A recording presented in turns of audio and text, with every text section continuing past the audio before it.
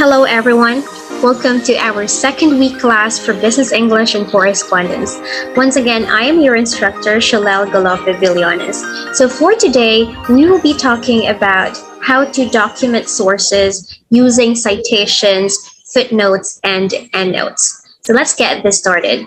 So first off, it is imperative for us to know why we document sources. The first reason is that we want to avoid plagiarism. Plagiarism happens when you are trying to cite the ideas of other people without properly citing them.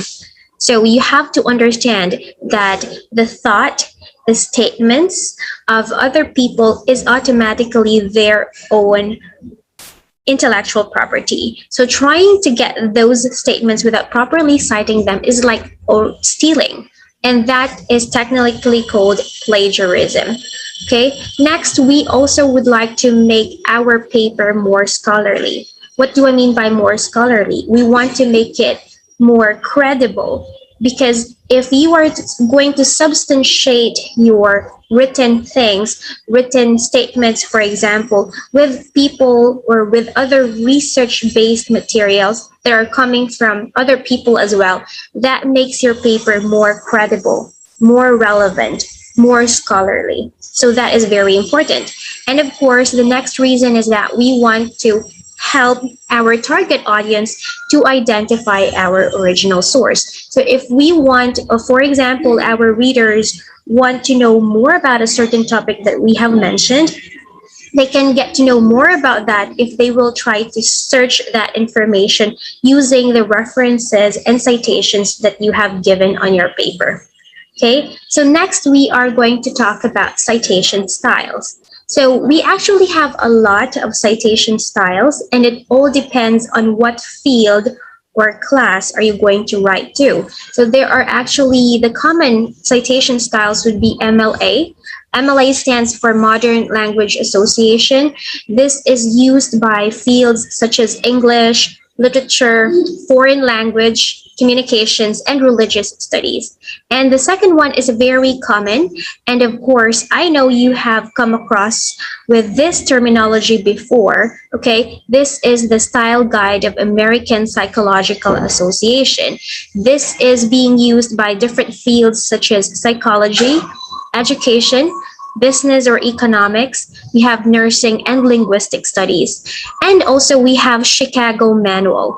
Okay, so this is used by fields such as history, art history, fine arts, anthropology, and philosophy. And of course, this is very common. You're going to be using this after graduation whenever you'll be entering your workplace. This is the IEEE citation style, or that's also called as the Institute of Electrical and Electronics Engineers. Of course, from the word itself, this is commonly used by the people in the engineering field, computer science, and information science. And the last one is the CSE style guide.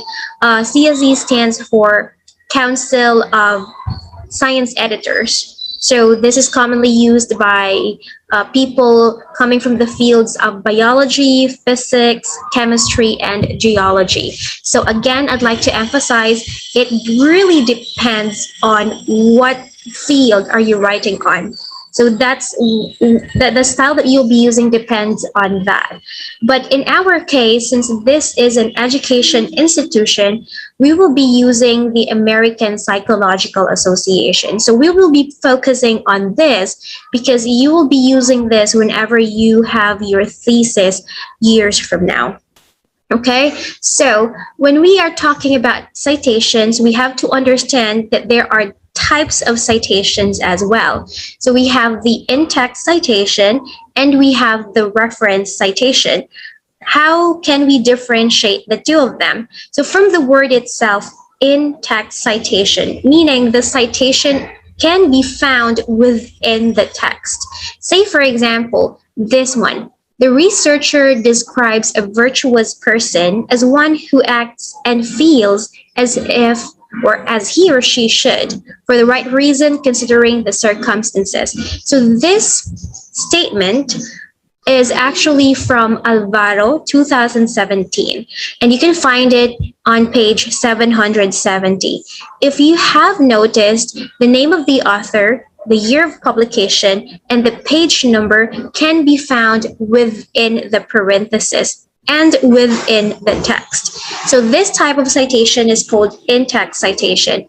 And also we have to bear in mind that there's another citation that we call as reference citation. If you have noticed, this provides a more detailed citation.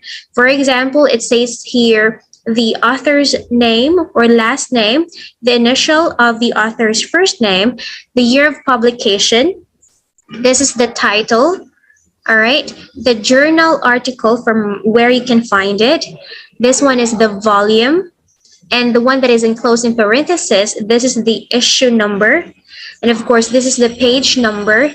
And this is the URL, the HTTPS colon, and then you call this one the slants, the two slants. All right, that's what you call as URL. And it is followed by the DOI or digital object identifier. By the way, just to give you a brief understanding what is the difference of URL and DOI. DOI actually, or URL, it specifies the location of the information on the text, okay, on the internet rather. So as you can see here, this is the URL, and then the alphanumeric string here. Okay, this identifies the content. This is what you call as the DOI. All right, so let's move on to the types of in-text citation. Oh, by the way, before I forget, you have to understand also that whatever citations that you have cited in the text or in-text citations, it should also match with your reference list. So whatever, for example, you have Alvaro here, you have to make sure that it's also there on your reference list. They should match. Okay, now talking about in-text citations, we also have different types of in-text citation class. So here's an example. Bilionis 2020 stated that citing sources is fun. Okay, so this statement is from Bilionis 2020, right? It could also be perplexing at times, especially for students who are not adept or skillful in this. And this statement is a paraphrase statement coming from David 2019. Now, if you have noticed, there are actually differences between these two citations. Let's find out more about them. So the first one is an example actually of a narrative citation. Why narrative citation? If you have noticed, the author's last name is incorporated within the text, and it is followed by the year of publication, which is enclosed in the parenthesis. Okay, now the other second or the other type of in-text citation is what you call as the parenthetical citation. That already gives you a clue that the author's last name and the year of publication can be found in the parenthesis. All right, so again, we do have narrative citation and parenthetical citation. Okay, let's move on to our other examples. I want you to find out what's this, okay? Whether this is a narrative citation or a parenthetical citation. Okay, are you ready? Okay, I hope you are thinking about this, whether you are just inside your room or wherever you are right now. Okay, so let's see. So here's another example. Bilionis 2020 has pointed out that plagiarism is a serious issue for universities around the world. Okay, think about your answer for that. Is it parenthetical citation or is it narrative citation? Okay, so if your answer is narrative citation, you give yourself a tap on your shoulder because you're right, okay? So this is a narrative citation. How about this one? Bilionis states that plagiarism is becoming increasingly widespread, especially with the advent of technology, and close in parenthesis, 2020, page 120, close parenthesis, period. Okay, what about the second example? Is it a parenthetical citation or is it a narrative citation? Okay, think about that. All right. So if your answer this time is narrative citation, well, your answer is still correct. Okay, give yourselves a thumbs up, right? Okay, very good. So these two are examples of narrative citation. Okay, although if you have noticed in the second example, the author's last name is cited first, but you have to take note that the author's last name is incorporated within the text. The additional information, such as the year of publication and the page number, are enclosed in the parenthesis. Okay, so it's a narrative citation. All right, let's move on to citing multiple authors. What if we do have multiple authors? How do we cite them? Okay, so for one author, right, so we're going to make it like this.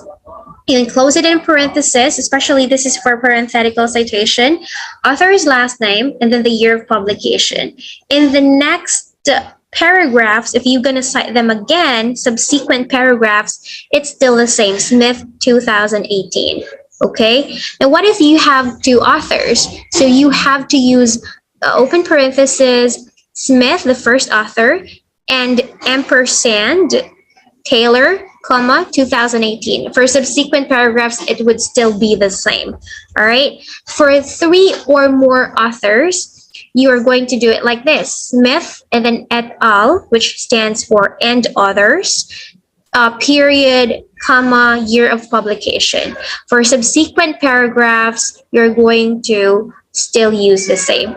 I'd like to emphasize this because in the APA style guide, the latest edition is 7th edition that was released October of 2019.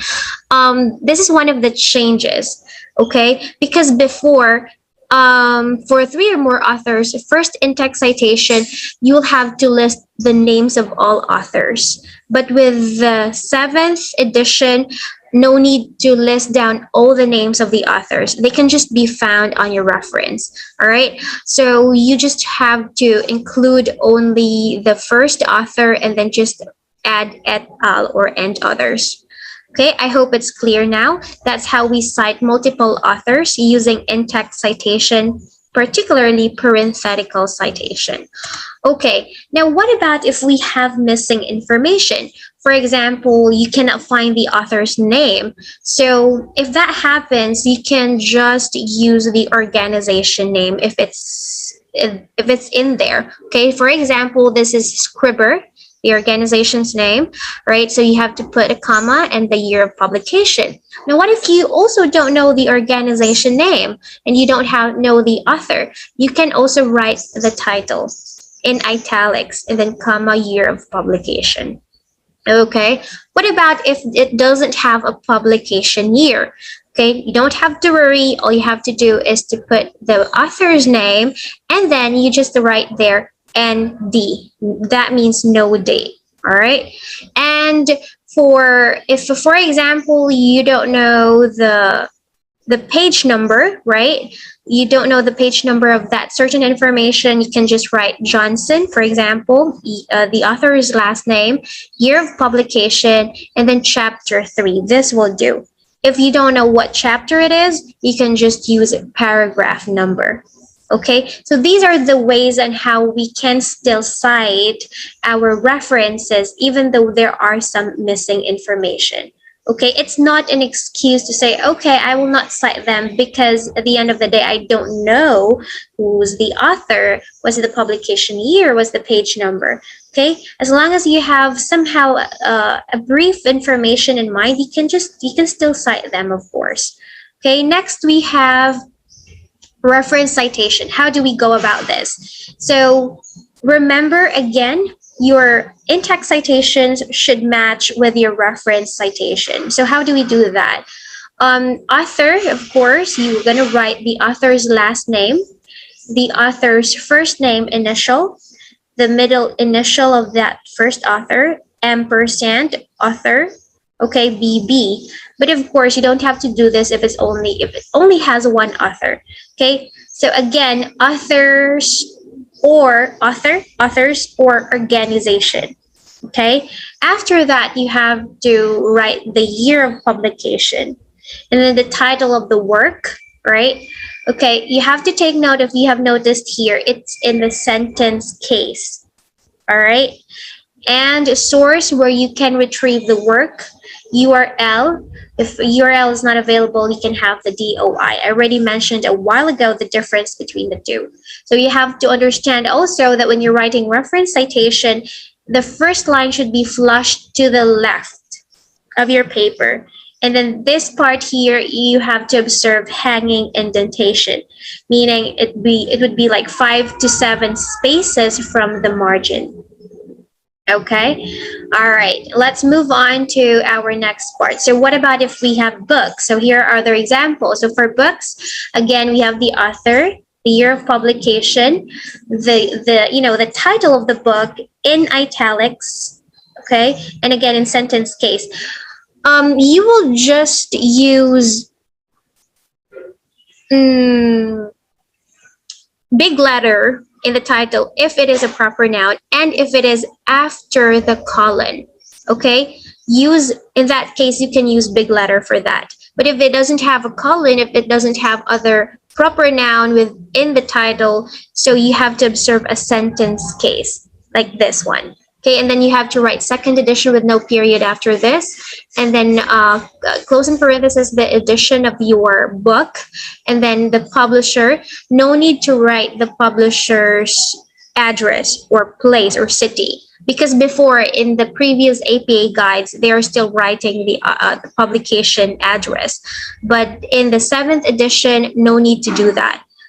Okay, and also you have to understand that each section of this reference, you have noticed author, year, title, they are separated by a period.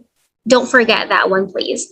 Okay, so again, you have to observe hanging indentation 5 to 7 spaces from the margin. Okay, and what about if it is a journal article? Okay, it's still easy. Author, year of publication, article title. If you have noticed, the title here is not in italics. Oh, here it is. Look, T and then colon. And if you've noticed, it begins with a big letter. Because what? Because it is after the colon. Okay, and then separated with a period. There's a period after this. And if you have noticed, the one that is in italics is the journal title. Okay, again, journal title is in italics, not the article title anymore. Okay, I hope it's clear. And this is the volume. You have to write it in italics, and the issue number, no need to write it in italics. Okay, page number, URL, and the DOI over here. Okay, very easy. You can do it. Now, if you're really having a lot of problem, especially if you have, if you're making your references, comes a time when you will be having your thesis, internet can help you a lot, especially citefast.com. I'm citing this to you. So you can just type it on Google, citefast.com. And you can actually have choices here. You can either use APA 6, or if you're gonna click the drop down button here, it would give you choices. What style guide do you want to follow? Do you want to follow MLA, IEE, or other style guides that you want? It has options here.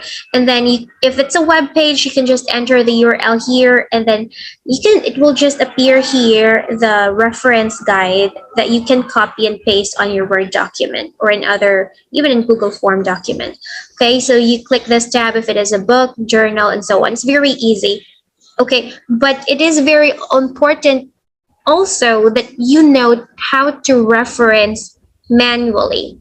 Okay, this is just very important, especially if you're having lots of things that you need to reference. But of course, it is still imperative that you know how to do it manually, like I mentioned earlier.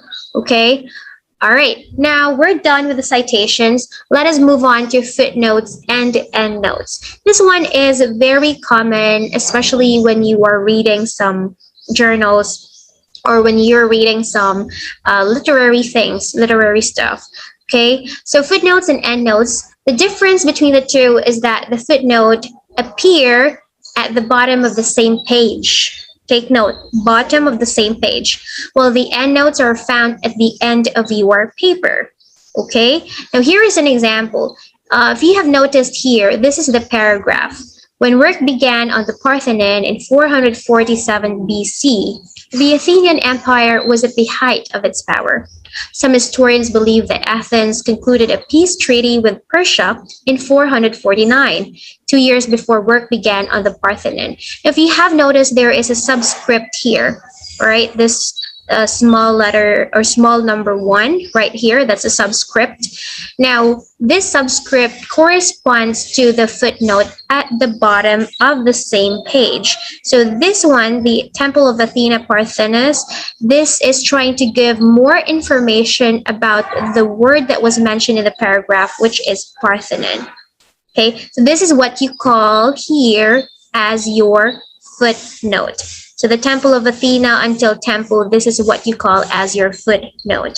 Okay, next we have endnotes. Like I said earlier, the only difference is in terms of where they appear on your paper. So endnotes, of course, appear after or at the last part of your paper, not on the same page. So you have subscript number 1, 2, 3, and 4. Okay, now a few reminders when you're doing either footnotes and endnotes. You have to remember that in the APA style, endnotes and footnotes are indicated at the end of a word or a sentence by the use of small superscript numerals. This is what I have mentioned.